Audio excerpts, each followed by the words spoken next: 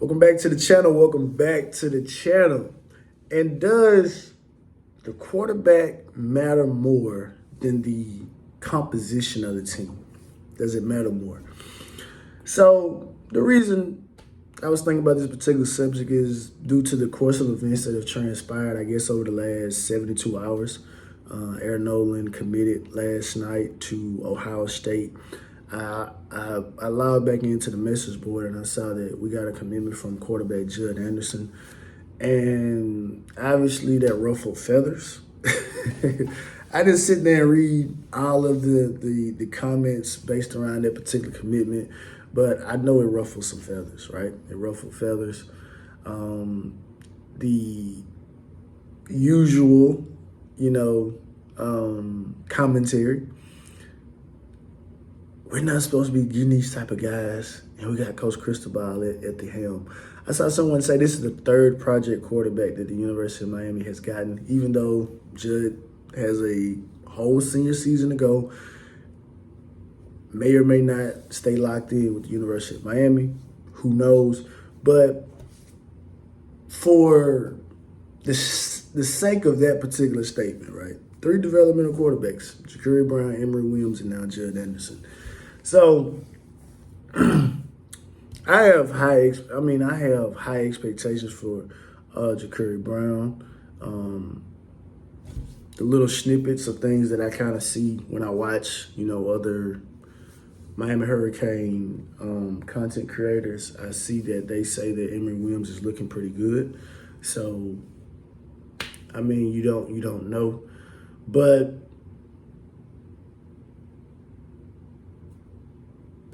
when you say developmental quarterback, every quarterback is developmental.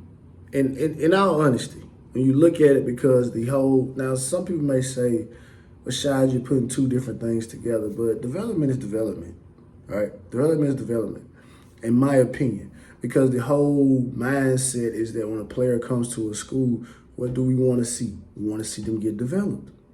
Whether that person is a 3-star, 4-star, 5-star, 2-star, 1-star, no star, right? And like I said, I've said this on a previous video before, I wasn't a Manny Diaz fan per se, well, at all. But there's one thing that Manny Diaz said that made absolute sense to me, which was, it doesn't matter what your star is once you get to campus. You got to prove that all over again. And some guys are able to not only prove it, but definitively prove it. All right. And then you got some guys that can't prove it. Right.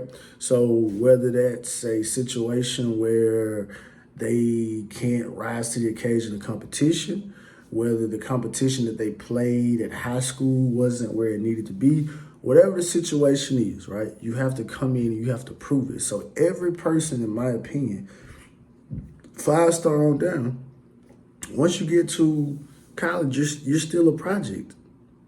All right? You're still a project. So obviously, I know when people associate developmental player on a incoming prospect is to say, well, they don't have the skill set, they don't have what they need to get there. But again, you don't know.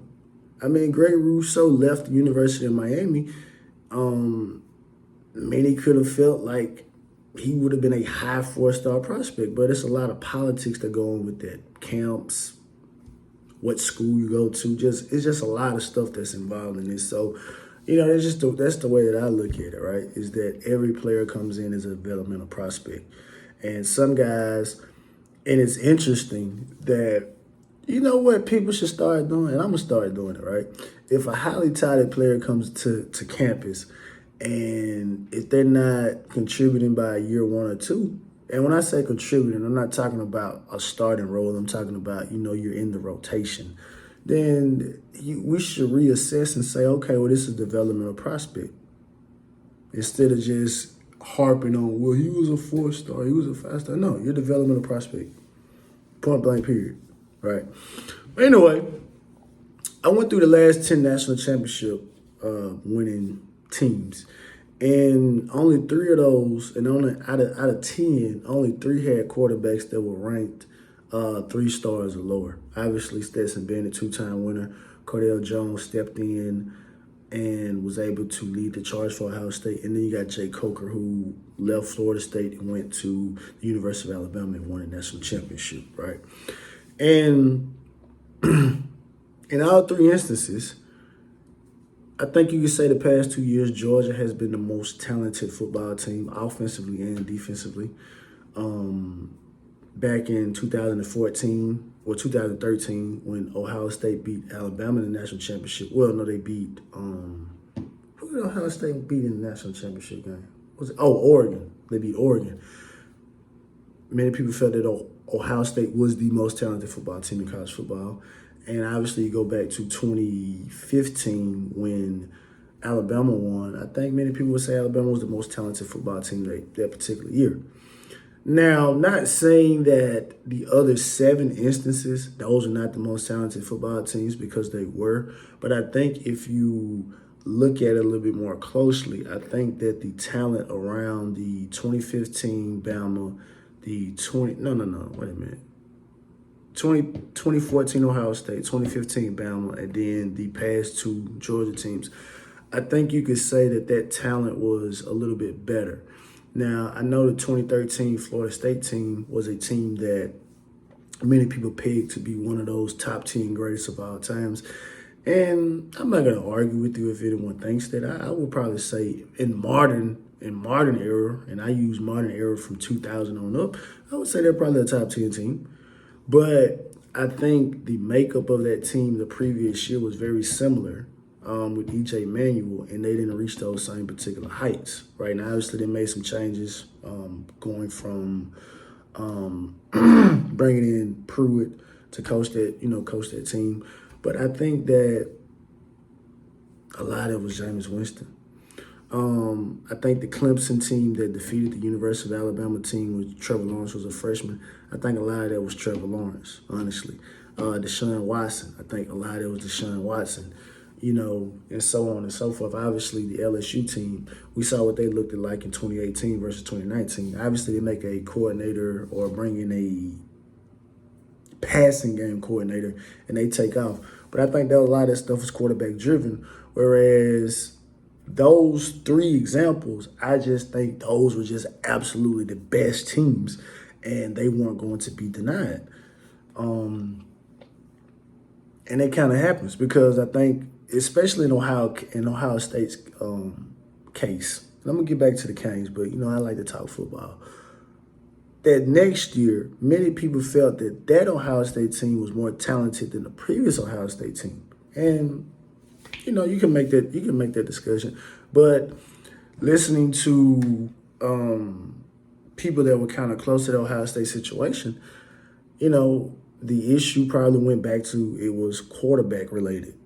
Right, where they needed a quarterback to kind of get them over that hump. You just couldn't rely on Zeke. They had weapons on the outside, but they didn't have anyone that could get them the ball.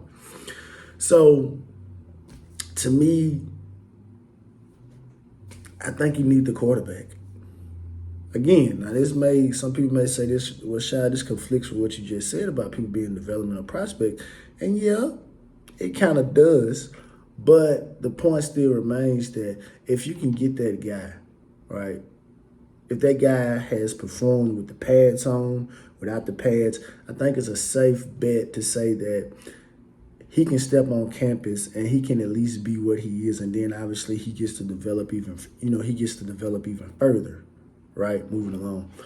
But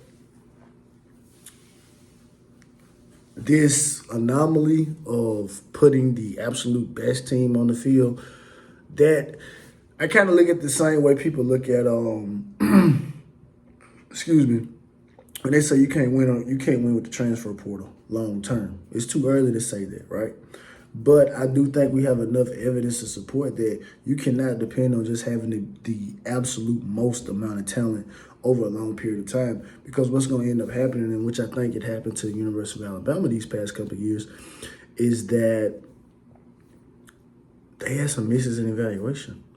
Bryce Young didn't play any less Bryce Youngish, but there were probably some misses in evaluations. And some guys didn't develop the way they needed them to develop. And so I think you needed that quarterback. Alabama was able to win early on, and not taking anything away from A.J. McCarron, because A.J. McCarron was a 4-star quarterback, but he was able to make some plays.